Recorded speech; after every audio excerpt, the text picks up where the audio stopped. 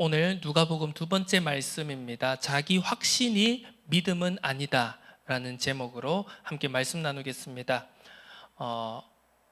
이 영상으로 말씀을 함께 나누는 여러분들은 이 말씀을 함께 나누기 전에 오늘 본문 말씀 1장 5절에서 38절까지의 말씀을 한번 찬찬히 읽어보신 후에 함께 말씀을 나누었으면 좋겠습니다. 이 세상의 갈등과 문제, 다툼이 없어지지 않는 이유가 무엇일까요? 여러 가지 이유가 있겠습니다만 저는 그 중에 하나가 바로 각자가 자기 확신 속에 머물고 있기 때문이라고 생각합니다. 자, 이 자기 확신이라는 말이 무엇이냐라고 할 때 이 사전적 정의를 대략 살펴보니 내가 알고 있는 것과 내가 할 수 있는 것에 대한 정확한 판단을 근거로 하는 확신이다, 이렇게 설명을 하고 있습니다. 자, 두 가지가 있죠. 내가 알고 있는 것, 그리고 내가 할 수 있는 것을 이제 판단해서 그것을 근거로 가지고 이제 흔들리지 않는 어떤 이제 확신을 구축을 하는 것입니다. 문제는 무엇입니까? 우리는 하나님의 형상입니다. 하나님의 창조하신 대로 우리가 하나님의 형상으로 지음받았고 하나님의 목적에 따라, 소원에 따라 살아가도록 창조되어진 하나님의 피조물이라는 사실입니다. 그래서 우리에게 있어서 가장 중요한 것은, 물론 우리가 우리의 개인의 삶 속에서 어떤 것을 하고 어떤 개인의 목적을 이루고 우리의 삶 속에서 어떤 목표를 가지느냐, 꿈, 장래 희망, 비전, 내가 어떤 직업을 가질 것인가, 내가 어떤 일을 할 것인가, 물론 그것도 중요하겠습니다만 더욱더 궁극적으로 우리가 붙잡아야 될 것은 우리를 향한, 그리고 나를 향한 하나님의 목적이 무엇인가 하는 것입니다. 우리가 지난번 살펴본 대로 우리가 이제 구원에 있어서 두 가지 측면이 있다라고 말씀을 드렸습니다. 첫 번째로는 우리가 창세기 1장 27절에서 28절에 기록된 대로 우리는 하나님의 형상대로 창조되어졌습니다. 하나님의 형상이라 함은 하나님의 것을 우리가 소유하고 또 그 닮음을 입었다는 것이겠죠. 바로 하나님의 성품, 흔히 우리가 표현할 수 있는 갈라디아 5장에 기록되어진 것처럼 성령의 9가지 열매로 대표되어지는 그 품성, 그때 보면 그것을 하나하나 회복해 나가는 것이 하나님의 형상을 회복해 나가는 우리의 육신의 삶을 살아가는 과정이라고 할 수 있는 것입니다. 두 번째로는 무엇이라고 했습니까? 창세기 2장 15절에 기록되어진 채로 하나님이 처음 사람을 동산 에덴에 두시고 그 동산 에덴을 경작하며 지키도록 하셨다는 사실입니다. 하나님은 인간을 창조하실 뿐만 아니라 이 온 세상을 창조하셨습니다. 해를 창조하시고 달을 창조하시고 하늘을 창조하시고 모든 별을 창조하시고 또 이 땅의 동식물과 모든 것, 바다, 땅, 모든 만물을 창조하셨다는 사실이죠. 하나님이 창조하신 이 세상은 원래 완벽하게 창조되어진 것입니다. 완벽한 질서와 완벽한 균형 속에 창조되어졌다는 것이죠. 그래서 그 완벽하게 창조되어진 하나님의 세상을 다스리도록, 경작하도록, 경영하도록 맡겨진 임무가 바로 인간에게 주어진 사명이라는 것이죠. 그래서 인간에게는 그냥 단순한 개인 구원뿐만이 아니라 우리가 내 영혼이 구원받아 죄 사함의 문제가 해결되어져서 그 창세기 3장의 죄와 저주와 죽음, 지옥 배경의 권세, 사단의 권세가 해결되어진 그 죄 권세의 문제뿐만이 아니라 바로 우리가 온전함을 회복하여서 하나님께서 우리에게 원래 맡겨주신 사명, 그냥 내가 단순히 나 혼자 구원받고 끝나는 것이 아닌 구원받은 나를 통하여서 이 세상이 만물이 온전하게 회복되어져 가는 그 과정을 걸어가는 것이 우리에게 있어서 구원이라는 그 의미가 가진 두 가지 중요한 요소라고 할 수 있겠습니다. 그렇기 때문에 우리가 이 세상을 살아감에 있어서도 많은 것을 생각해야 되는 것입니다. 나 자신만 생각하는 것이 아닌 내가 어떻게 하면 내가 구원받을 수 있을 것인가, 내가 어떻게 하면 하나님과 함께 할 수 있을 것인가, 그것을 우리가 살아낸다라고 하는 것은 동시에 그 구원받은 사람들이, 하나님의 자녀들이 함께 더욱더 한 명, 두 명, 세 명 더욱더 함께 모여져서 이 세상을 어그러지고 망가지고 손상되어진 원래의 모습을 회복하지 못하고 고통 가운데, 절망 가운데 부르짖고 있는 이 세상을 어떻게 하나님이 원래 만드신 에덴의 그 모습대로 회복시켜 나갈 것인가, 거기에 대한 부분도 함께 있다라는 것입니다. 우리는 이 모든 것을 같이 생각해야 된다는 것입니다. 자, 그렇다고 하면 그런 관점에서 봤을 때 이 세상의 문제, 갈등, 이 모든 것이 자기 확신 간의 싸움이라는 것을 생각해 볼 때, 이 자기 확신이라는 것은 하나님과는, 하나님의 원래 목적과는, 하나님의 원래 창조의 목적과 우리를 만드신, 이 세상을 만드신 목적과는 아무런 상관없는 그런 배경이 될 수 있다는 것입니다.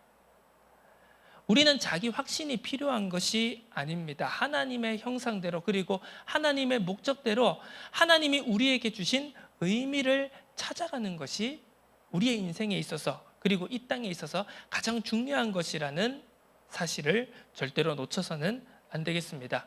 자, 오늘 본문 말씀을 함께 살펴보겠습니다. 우리가 복음서를 살펴보게 되면 이 누가복음에 좀 다른 공간 복음서, 이 마태복음과 마가복음과는 다른 이 누가복음서만의 이야기들이 나오게 됩니다. 대표적으로 우리가 잘 알고 있는 예수님의 탄생의 이야기라든지, 그래서 목자들이 천사의 음성을 듣고 이제 베들레헴까지 가서 그 말구유에 있는 예수를 경배하는 그런 장면이라든지, 또 오늘 이 세례 요한의 출생과 그리고 마리아에게 천사가 나타나 예수님의 탄생을 미리 예언하는 그런 모든 장면이 이 누가복음서에만 좀 기록되어진 부분이라고 볼 수가 있습니다. 자, 오늘 이 말씀을 살펴보면서요. 자, 세례 요한의 출생 그리고 예수님의 출생, 이 두 가지의 이야기를 통해서 오늘 우리가 이 말씀을 더욱더 깊이 살펴볼 수 있었으면 좋겠습니다.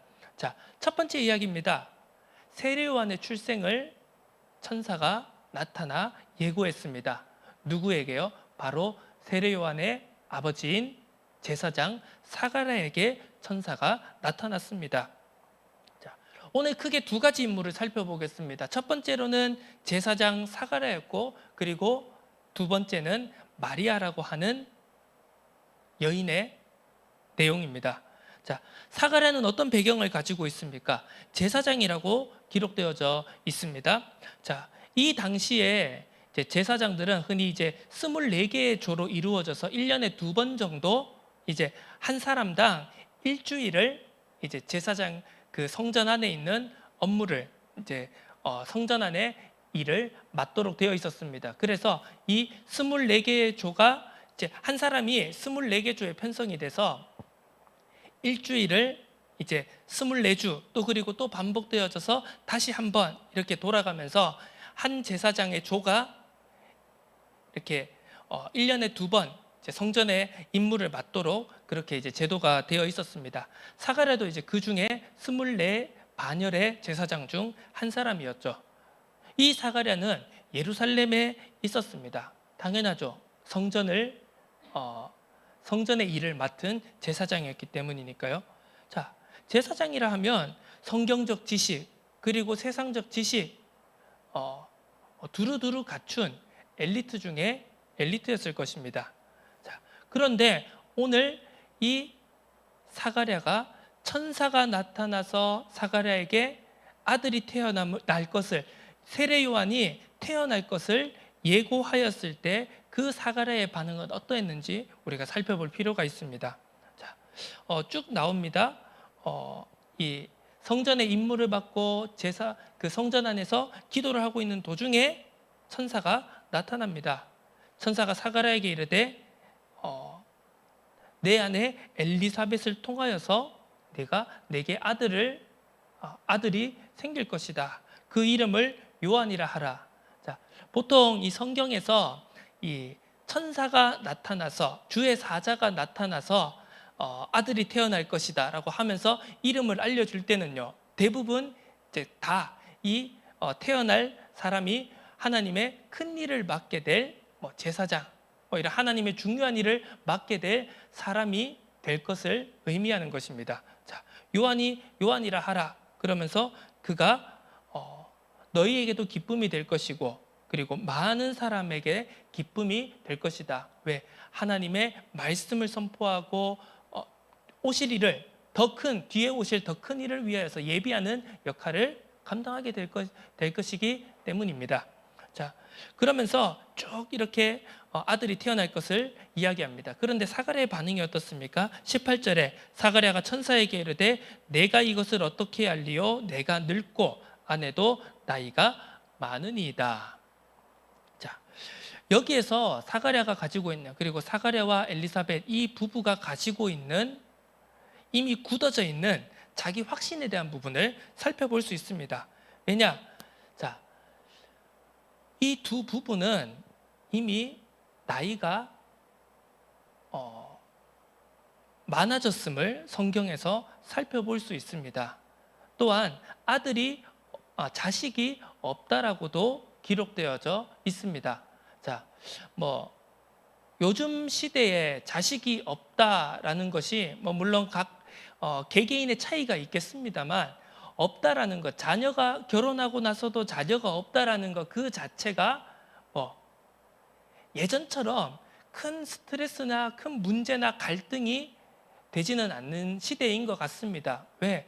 자발적으로도 아이를 안 낳으려고 하는 부부들도 있기 때문이겠죠.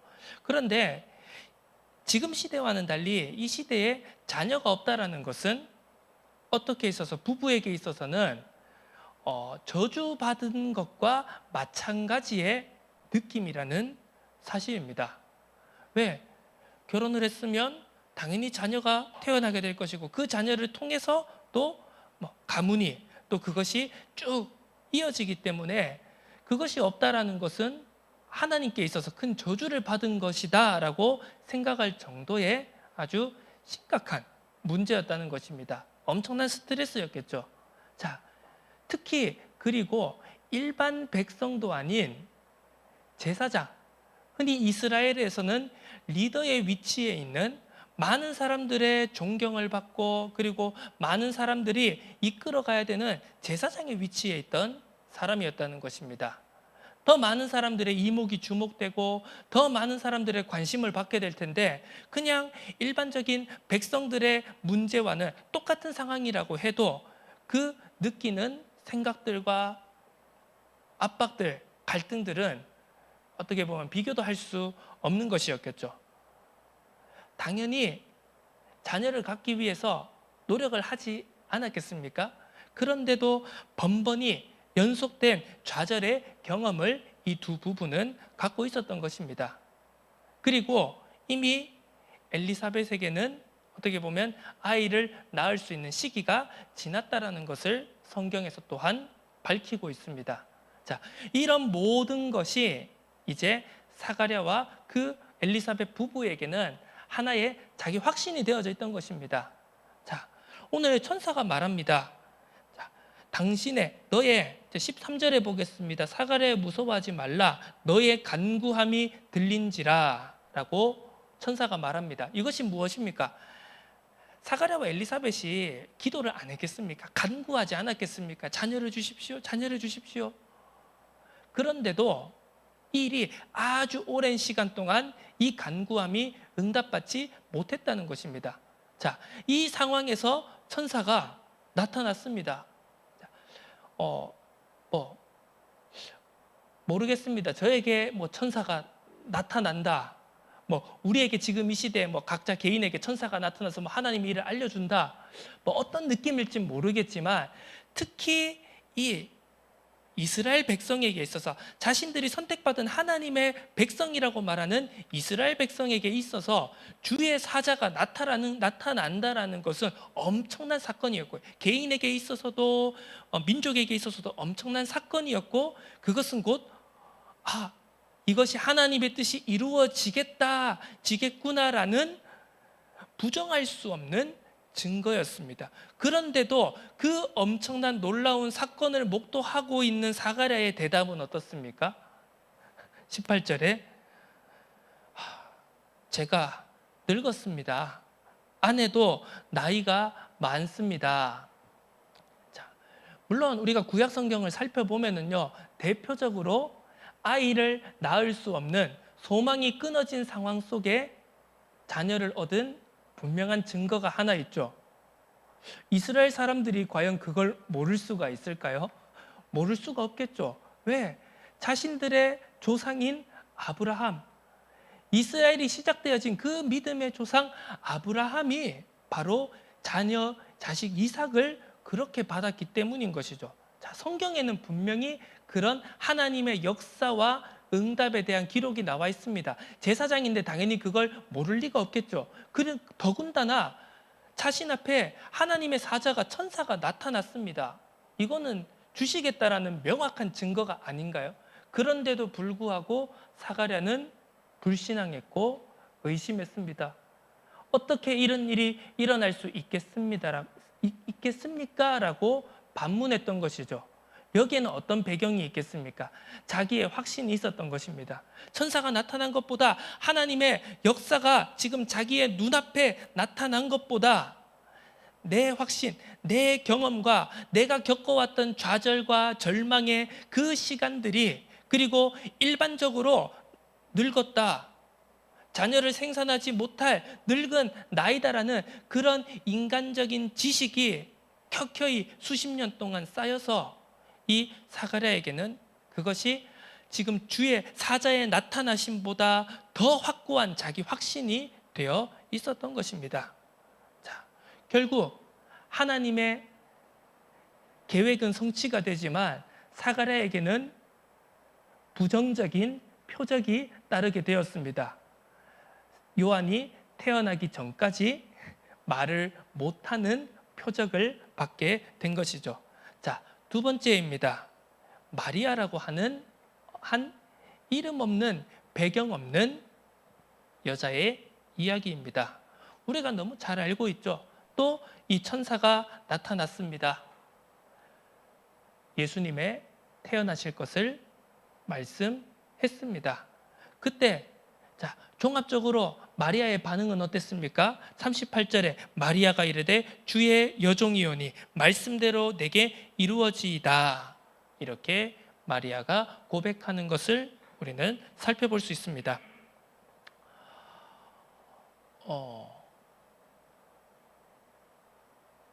믿고자 한다면 어떻게 보면 이제 우리가 표면적으로 보자면 제사장 사가랴가 더 믿음의 고백을 해야 되는 것 아니겠습니까?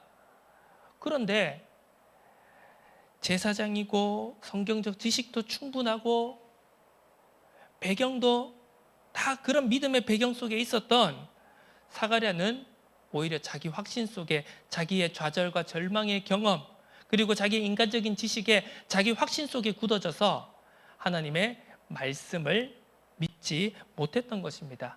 그럼에도 불구하고 마리아는 어떻습니까? 그 어떤 배경도 나와 있지 않습니다. 성경에. 단지 그의 남편 지금 이제 이 상황에 있어요. 남편 약혼자 요셉이 다윗의 자손이다라는 것만 기록되어질 정도로 마리아 자체에게 있어서는 아무런 배경도 기록되어 있지 않은 것을 볼 수 있습니다. 어떻게 보면 이것은 무엇을 의미합니까? 마리아가 이런 믿음의 고백을 할 만한 정말 놀라운 역사를 목도했을 때, 물론 마리아 또한 매우 놀라기도 했고 의욕이 들었겠죠. 아니, 일단 내용부터가 충격적입니다.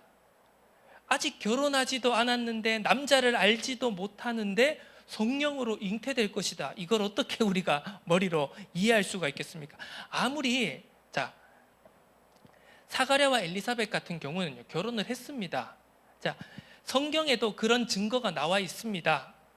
사라가 성령으로, 하나님의 역사하심으로 이삭을 낳았습니다. 어떻게 보면 성경 말씀만 그냥 문자적으로만 살펴봐도 그 주의 사자의 천사의 말을 믿을 근거는 충분했겠죠. 마리아는 그것도 아니었습니다. 전례가 없는 역사상, 인류 역사상, 구속사 역사상 아무리 뒤져봐도 전례가 없는 처녀가 잉태하여 아들을 낳을 것이라는 엄청난 이야기를 천사를 통해 전해 들었습니다. 아무리 영적인 존재가, 하나님의 사자가 눈앞에 보여서 얘기한다고 해도 쉽게 믿을 수가 없는 상황이었습니다. 그럼에도 불구하고 무엇입니까? 많은 의혹이 있었을 것입니다. 질문이 있었을 것입니다. 내가 남자를 알지 못하는데 어찌 이런 일이 있겠습니까? 되묻는 그 속에서도 무엇입니까? 결국은 결론이 주의 여종이오니 말씀대로 내게 이루어지이다.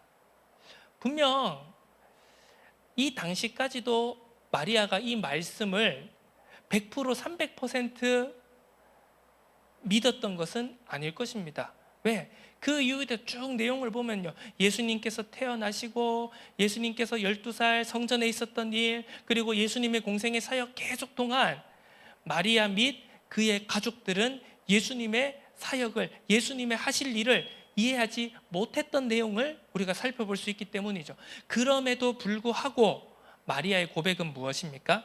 말씀대로 내게 이루어지길 원합니다 였습니다.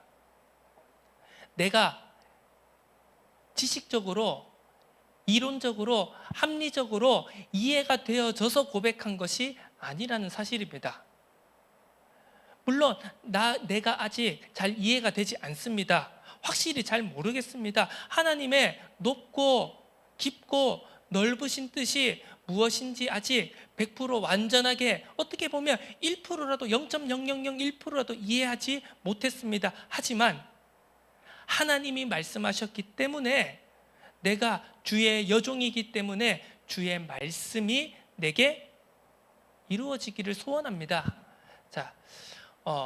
우리가 이제 이런 말씀을 쭉 받으면서 이런 얘기를 합니다. 자, 봐라, 마리아도, 이 연약한 여종 비천한 마리아도 믿음으로 순종하고 고백하지 않았느냐? 그러니까 우리도 순종해야 된다. 아멘.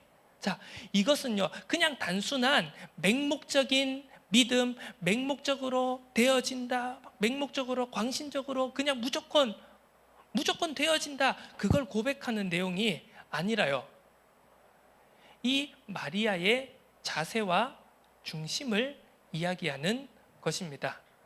자, 오늘 말씀을 한번 정리해 보도록 하겠습니다. 우리는 자기 확신과 믿음을 헷갈려서는 안 됩니다.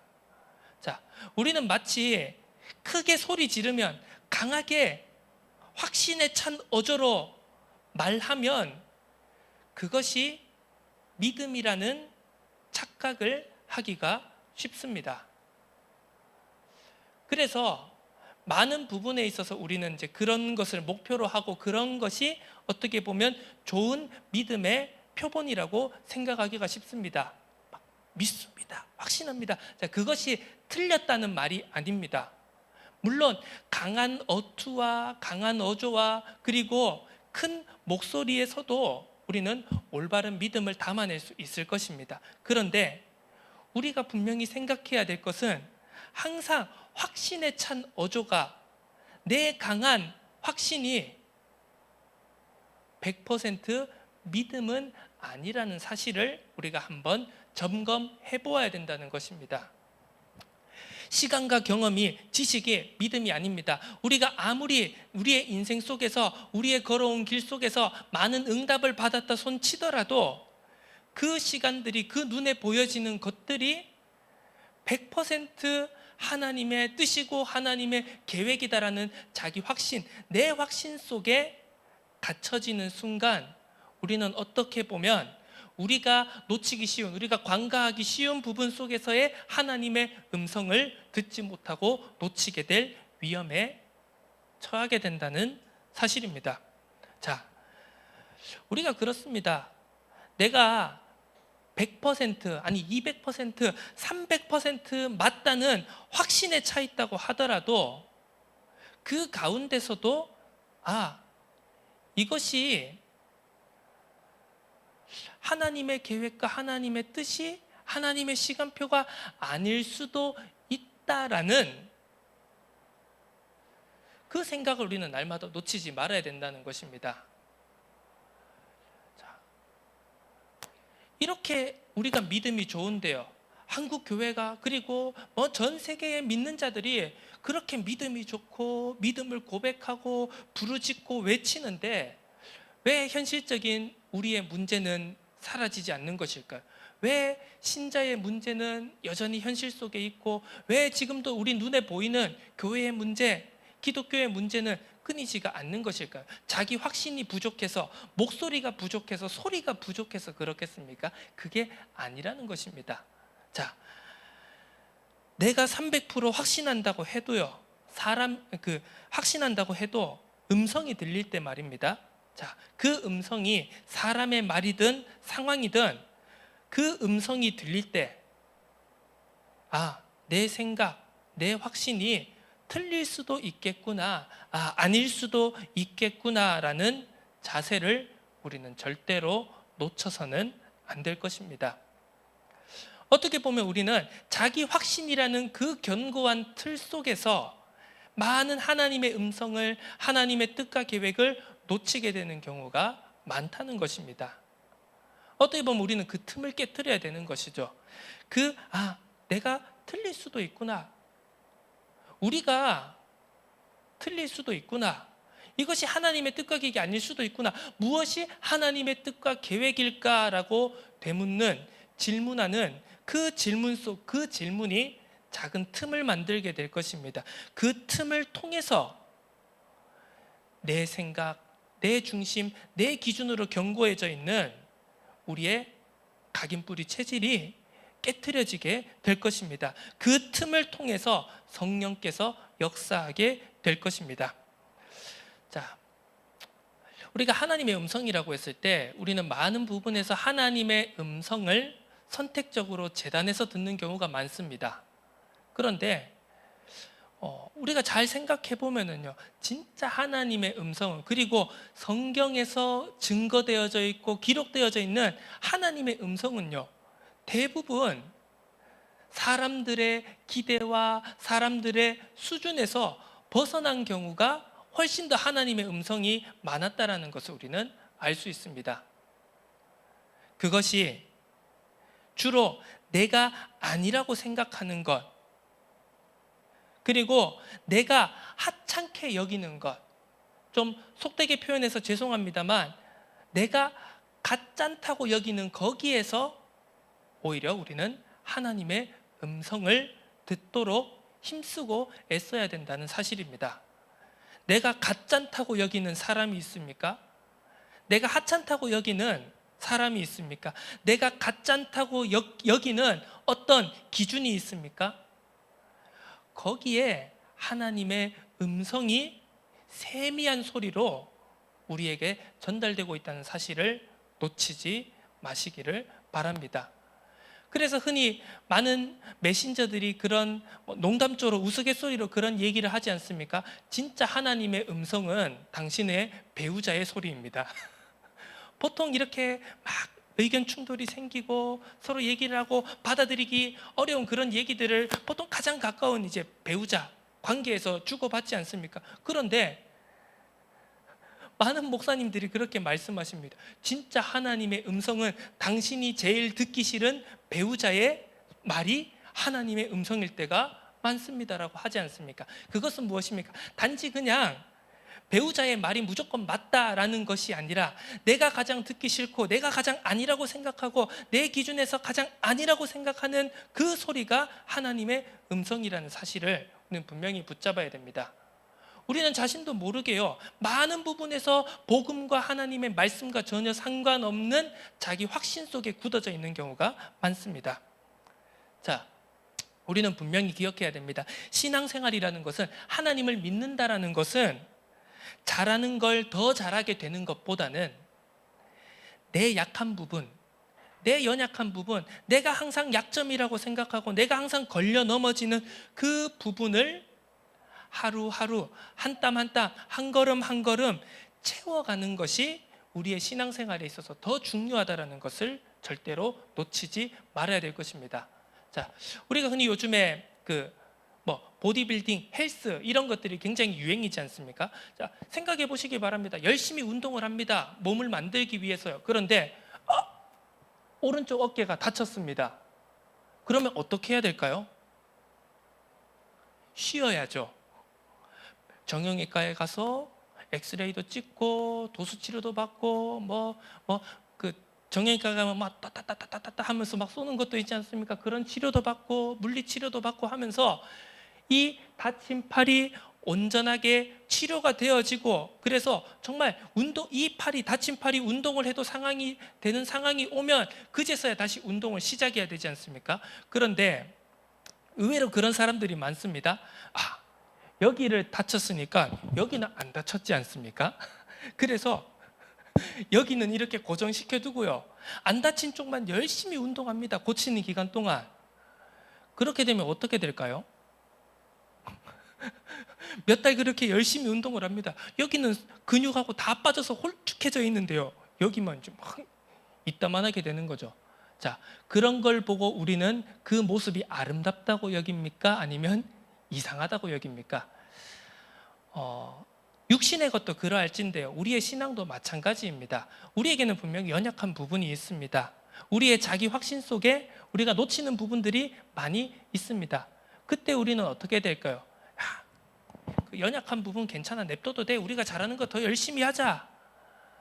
그렇게 되는 순간요, 우리는 짝다리 신앙, 그리고 짝팔 신앙으로 갈 수밖에 없습니다. 균형을 잃고 하나님의 뜻을 분별하는 것을 놓치는 그런 건강하지 못한, 균형 잡히지 못한 신앙으로 나아가 버리게 되는 것입니다.